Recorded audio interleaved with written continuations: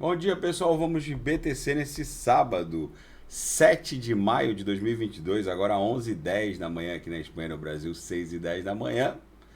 A BTC com uma mega volatilidade em razão dessa hecatombe que varreu os mercados financeiros tradicionais.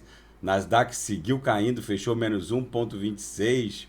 S&P também fechou no vermelho, mas enfim, ela até que está se comportando bem, já que em condições normais de temperatura e pressão, uma hecatombe financeira dessa aqui já teria levado a BTC para uma queda acima de 30% e ela até que está se saindo muito bem. A Nasdaq parece uma shitcoin perto da BTC. O fundo dessa história até agora foi alcançado no dia 6 de maio ontem em 35,258. O fundo da agulhada do dia 24 de fevereiro, o dia da invasão russa sobre a Ucrânia, ficou em 34,322. Ou seja, o fundo de 6 de maio, ontem, está ascendente em relação ao fundo do dia da invasão russa, em 24 de fevereiro. Que esse, por sua vez, do dia da invasão russa, está ascendente em relação à mega agulhada de 24 de janeiro, que está em 32,917. Então, os fundos seguem ascendentes, essa é a realidade. A gente aqui basicamente perdemos a penúltima lore, a gente está ameaçando encostar na última lore, mas eu acho que isso não vai acontecer, porque é bem provável que o máximo que possa acontecer é formar um fundo triplo aqui, ó.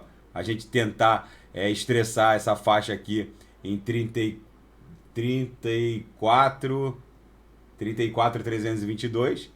Aí seria uma tríplice garfada, um fundo triplo típico do mundo cripto, mas por enquanto esses fundos estão ascendentes, então é possível pontificar que ainda aos trancos e barrancos a gente desenha uma canaleta virtual de alta, uma subcanaleta virtual de alta. Na projeção as linhas parecem querer estar ficando flat.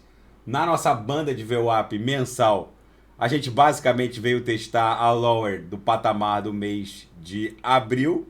Agora a gente está formando uma subfigura triangular que provavelmente vai explodir numa pernada ascendente em direção à VWAP mensal, que está na faixa, agora cedeu para 37.926.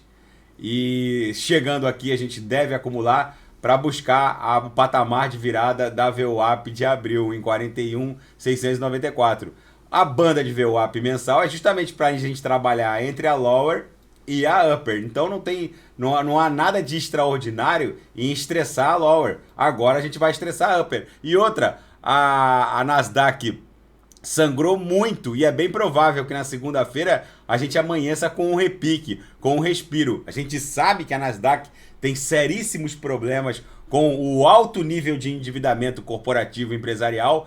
Quem deixou os juros reais negativados por mais de 10 anos, por 15 anos, foi o Federal Reserve, e isso acabou incentivando o alto endividamento corporativo empresarial, e o pior, incentivou a recompra institucional de ações. Então esse castelo de areia construído pelo Fed é um problema que o Fed deveria resolver, mas a gente sabe também que o mercado vai começar a reprecificar a Web 2, onde riquezas e dados planetários circulavam dentro de um feudo chamado iOS, um feudo chamado Android, e agora o mundo vislumbra a possibilidade de dados e riqueza em nível planetário circularem de forma livre, alforriada na Web3, em blockchain.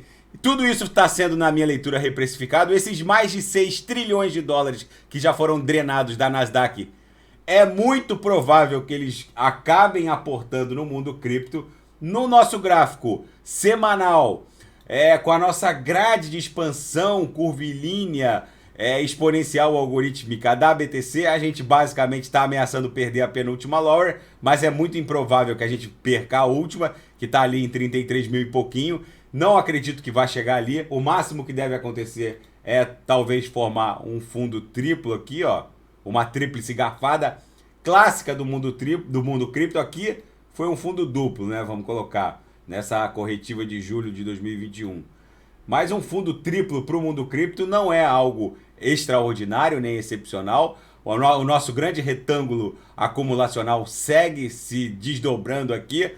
Extenso temporalmente, sim, porém, esse imbróglio geopolítico é que está proporcionando essa extensão temporal dessa acumulação.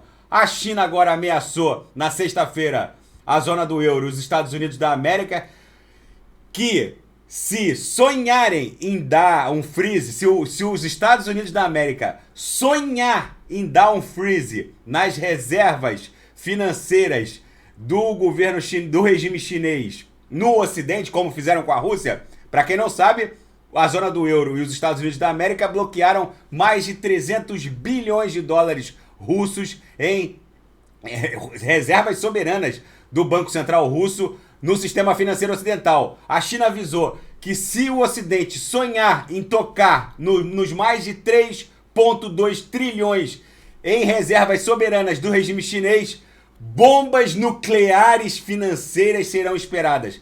A China não está tratando isso como brincadeira. Ela não vai se posicionar como o Ocidente quer em relação ao imbróglio russo-ucraniano, até porque a China tem as suas segundas intenções com relação à ilha de Taiwan. É bem provável que nos próximos anos, ou até nos próximos meses, a China promova uma incursão exatamente como a Rússia fez em relação à Ucrânia, mas em relação a Taiwan.